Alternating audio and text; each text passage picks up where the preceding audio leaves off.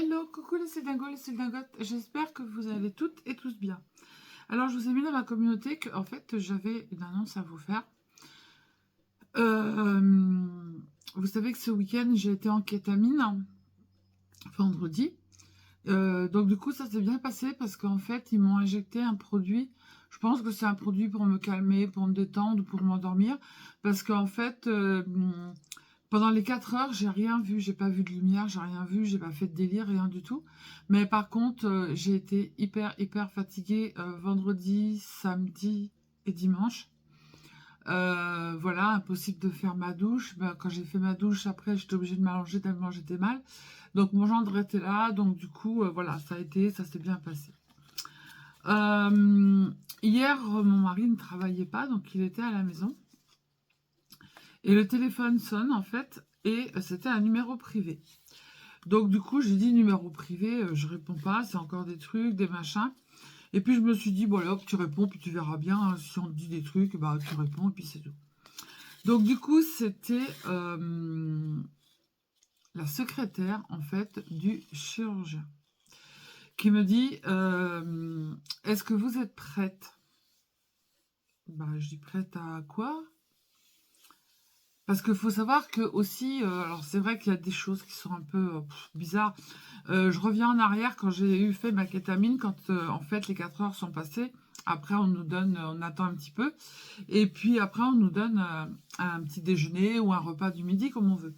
Et là, il y a un docteur qui vient, qui parlait pas très bien le français, et qui me demandait, voilà, là, au jour d'aujourd'hui, après la kétamine, vos douleurs, elles sont comment? Alors, je lui dis, bah, la douleur du bas, en fait, elle est à 3, et la douleur du haut, en fait, elle est toujours à 10. Et elle me dit, vous lui parlez? Alors, je dis, comment? Excusez-moi, j'ai pas compris. Est-ce que vous lui parlez? Bah, à qui je dois parler? Bah, à votre douleur. Oui, mais encore. Alors, je lui dis, bah, là, bah, elle me dit qu'elle est à 10, quoi. Bah, elle me dit, parlez à votre douleur et elle va vous répondre. Hein? Bon. Elle est repartie, on n'a pas voulu rigoler, hein, parce que j'ai dit, j'ai pas rigolé devant elle, quand même, ça se fait pas, enfin bref. Et du coup, il y a une infirmière qui rentre, puis je dis à l'infirmière, est-ce que vous pouvez fermer la porte, parce que j'ai une question à vous poser. Donc elle ferme la porte, et je lui dis, mais elle a fait quoi, la dame, là c'est un médecin, est-ce qu'elle a fumé de la kéta avant de venir nous voir, ou je sais pas, il y a un problème? Elle me dit, pourquoi? Donc je lui explique que, en fait, elle m'a demandé de parler à ma douleur, et que ma douleur, elle allait me répondre. Alors les filles, rigolez pas, c'est pas bien de rigoler, hein, non, faut pas faire de la rigolage, hein. Et elle me dit, mais c'est normal. Elle me dit, c'est une senior, en fait, et après son diplôme de neurologue, je sais pas quoi, en fait, elle a fait une étude sur la douleur, tout ce qui est hypnose, et puis en fait, de parler à sa douleur, de façon à ce qu'elle puisse vous répondre et que vous puissiez correspondre avec elle. Du coup, moi, j'étais mort de rire. Je lui dis, mais on fait comment? Faut prendre rendez-vous? Faut envoyer une lettre commandée? Faut faire quoi? Et du coup, l'infirmière, elle était pétée de rire. Mon Dieu, on a rigolé, mais c'est pas possible. Enfin bref. Donc voilà. Parlez à votre douleur et votre douleur, elle va vous répondre. Envoyez une lettre commandée avec accusé de réception. Faites ce que vous voulez. Tam tam, machin. Vous allez bien voir. Hein. Enfin bref, moi, j'ai essayé de lui parler. Elle me répond pas. Bon. Donc du coup le téléphone sonne, donc je réponds et elle me demande si je suis prête. Donc je lui dis bah prête pour quoi? Elle me dit prête pour l'opération. Bah, je dis oui, il me reste encore en juin, j'ai encore de la kétamine. En plus en juin je vois la psy encore une fois. Et ensuite après en août j'ai rendez-vous avec le chirurgien. Et puis après bah, je pense que j'ai encore de la kétamine parce que l'opération sera en 2025. Et elle me dit mais non, l'opération elle sera pas en 2025. L'opération elle va se faire le 26. Le 26. Donc du coup, j'appelle mon mari parce qu'il était là le lundi par rapport au resto. Je lui dis, Lou, est-ce que tu es prête pour l'opération pour le 26? Donc lui, il lui dit, que j'avais mis les haut-parleurs, il dit, mais le 26, avril 2025? Non, non, le 26 avril, là, là. Donc je lui dis, là, c'est-à-dire que là, pour moi, c'est demain, en fait. Elle me dit oui. Et là, j'ai pleuré, mais je pleurais. J'ai dit, mon Dieu. J'ai dit, mais oui, je suis prête. Si vous saviez, ça fait 2 ans que j'attends. Plus près que moi, il ne peut pas y avoir, hein, c'est pas possible, hein. Donc du coup, eh bien, j'ai rendez-vous alors, le 16. Alors c'est bizarre parce que mon anniversaire, c'est le 15. J'ai rendez-vous le 16, je suis toute la journée là-bas en euros pour voir le chirurgien, pour voir le cardiologue, pour voir l'anesthésiste. Je vais avoir une prise de sang à faire, ils vont tout m'envoyer par mail. Donc il va falloir que je bouge mon boule pour pouvoir tout faire. Et ensuite après, donc du coup je vois le chirurgien. Il va m'expliquer en fait comment est-ce que ça va se passer. Parce que je rentre à l'hôpital le 25 avril. Je suis opérée le 26 et je ressors le 27. Du coup, je vais vous mettre des photos parce qu'en fait, c'est une... comment? C'est une... je sais plus comment on appelle ça. Un neurostimulateur. Je sais plus, c'est un nom bizarre. Enfin bref. Donc du coup, je rentre à la maison. Moi, je croyais que je restais à l'hôpital. Je rentre à la maison parce qu'en fait, ils vont me mettre le neurostimulateur. C'est des petits fils, en fait, qui vont sur comment ça s'appelle les petites racines, en fait, de la moelle épinière. Ensuite, après, vous avez un petit boîtier. Le petit boîtier, il va rester à l'extérieur. Ils vont me le coudre. Il va rester à l'extérieur pour voir si ça fonctionne. Si ça fonctionne, je retourne à l'hôpital. On me remet le boîtier à l'intérieur. Et ensuite, après, on va me faire une ouverture sur le devant pour pouvoir remettre un autre boîtier. Et j'aurai une petite télécommande.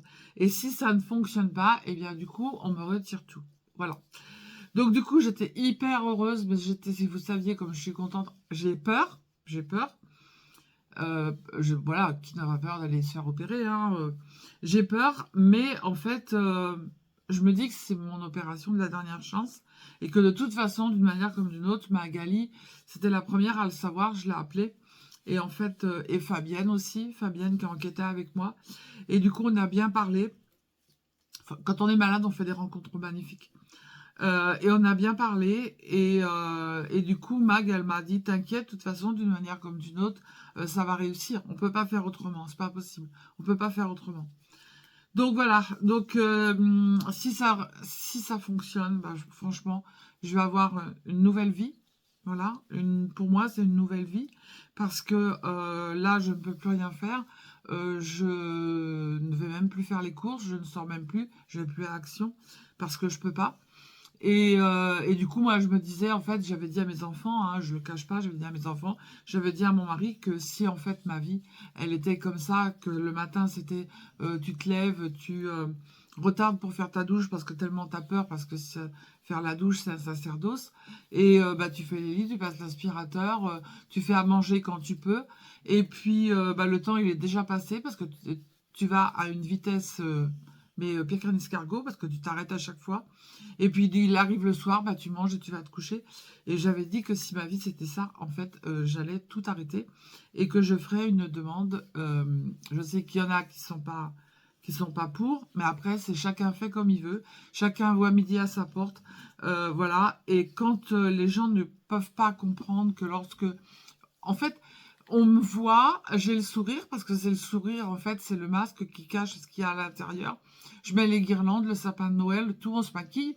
Et en fait, les gens me disent, mais Sylvie, mais t'es rayonnante, Ben oui, oui, parce que je vais pas tout le temps être en pyjama, habillée comme une guenille. Et puis, voilà. Donc, on a quand même un petit peu pas de fierté, mais un peu de, voilà, un peu de reconnaissance, en fait. Il y a le Sylvie, il y a deux Sylvie, de toute façon, je l'ai toujours dit, il y a Sylvie qui est l'image extérieure et il y a la Sylvie à l'intérieur. Et quand mon gendre, il m'a vu comment j'étais dans l'étal ce week-end, il m'a dit, mais Mamoun, c'est inhumain de laisser et de faire ça aux gens. Voilà, donc j'avais dit, de toute façon, d'une manière comme d'une autre, je prendrai un rendez-vous s'ils veulent pas, parce que en fait, je suis pas assez atteinte ou quoi que ce soit. Du coup, je le dis hein, fort et haut, qu'en fait, je l'aurais fait moi-même. Voilà. Mes enfants sont au courant, mon mari est au courant, tout le monde est au courant.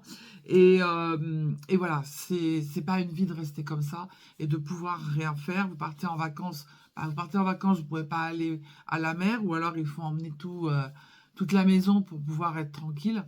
Voilà, vous allez au ski, vous pouvez pas aller marcher dans la neige, vous pouvez pas sortir toute seule, vous pouvez pas faire de luge, vous pouvez rien faire en fait. Donc votre vie, elle est, vous vous demandez ce que vous faites sur Terre en fait, parce qu'il n'y a pas grand-chose. Voilà. Donc du coup, là, c'est tout de suite maintenant, c'est demain. Je vais... là, je vous ai fait des vidéos. Heureusement, je sais pas si c'est un petit truc qu'il y a dans mon oreille et qui m'a dit, Sylvie, bouge-toi, fais des vidéos jusque fin juin. Donc du coup, là, j'ai des vidéos qui sont prêtes jusque fin juin. Donc vous allez voir vous allez avoir des vidéos. Et puis voilà, donc après, les partenariats, pour l'instant, je vais les arrêter parce que je pourrais pas les honorer, donc ça sert à rien. Et puis voilà, donc après, je suis bien entourée, hein. J'ai ma Magali qui est là beaucoup. Et puis j'ai Fabienne aussi que j'ai rencontrée en Quéta. Et voilà, des belles rencontres qui font que vous avez la maladie, mais vous avez des belles rencontres. Voilà. Euh, donc je suis... mais franchement, j'arrive pas à me dire, en fait, ça y est, c'est bon, l'opération, tu vas l'avoir. Parce que dans ma tête, tout était programmé en 2025. Donc pour moi, c'était très loin. Sauf que là, le 26, pour moi, c'est demain, en fait. Et mais ouais, je suis prête à 100%, sans rire, franchement. Mais si ça peut changer ma vie, mais les gens ne voient pas, en fait, ce que j'endure. J'aurais dû filmer une journée entière pour vous montrer, en fait, ce qu'est ma journée. Ma journée, c'est rien, c'est rien. Et quand je scrape ou quand je vous parle ou quand je fais mes vidéos, en fait, ça me permet de m'évader. Mais en fait, il y a toujours la douleur qui est là. Et mais voilà, mais faire autre chose, on y pense un peu moins. Voilà. Donc du coup, c'était pour vous dire ça. Donc du coup, j'ai fait des vidéos. Là, j'ai encore 3 tutos à faire. Après, je vais arrêter. Et puis voilà. Donc du coup, si vous avez des jours où il n'y a rien du tout qui se passe, sachez que à partir du 16 avril, en fait, la machine, elle va s'enclencher. Et du coup, je suis partie pour je ne sais combien de temps. Voilà. Mais je vous donnerai des nouvelles au fur et à mesure. Et puis, je vous donnerai des nouvelles quand je sortirai du bloc opératoire. Voilà. Mais le lendemain, parce que le jour même, c'est pas possible. Voilà. Donc je suis hyper contente. Donc hier, j'ai pleuré. Donc du coup, là, je pleure plus parce que j'ai trop pleuré hier. Voilà. Mon gendre, il était hyper content. Fabienne, au téléphone, elle avait les larmes aux yeux. Magali, pareil. Et voilà, elles sont contentes pour moi. Et franchement, oui, ça va marcher. Ça va le faire, ça va fonctionner. Ça peut pas être autrement, c'est pas possible. Voilà. Donc du coup, sur ces bonnes nouvelles, je vous fais des gros bisous. Merci pour tout le soutien que vous m'envoyez. Je sais que je connais certaines personnes parce que je les ai vues, elles sont venues au restaurant. Il y a des gens que je connais pas. Je connais uniquement que par leur prénom. Mais voilà, je vous remercie du fond du cœur. C'est franchement, pour moi, c'est un gros soutien. S'il y a des mauvaises langues qui mettent des commentaires en dessous de la vidéo, eh bien, sachez que je vous... D'accord, voilà. Et que faites ce que vous voulez, mais alors franchement, je m'en tape le coquillard. Voilà. Donc, je vous fais des gros bisous. Je vous dis à bientôt. Et puis, prenez soin de vous. Et puis, voilà. Et puis surtout, ne vous prenez pas la tête. Voilà, ça sert à rien. Voilà. Bisous, bisous. Ciao, ciao.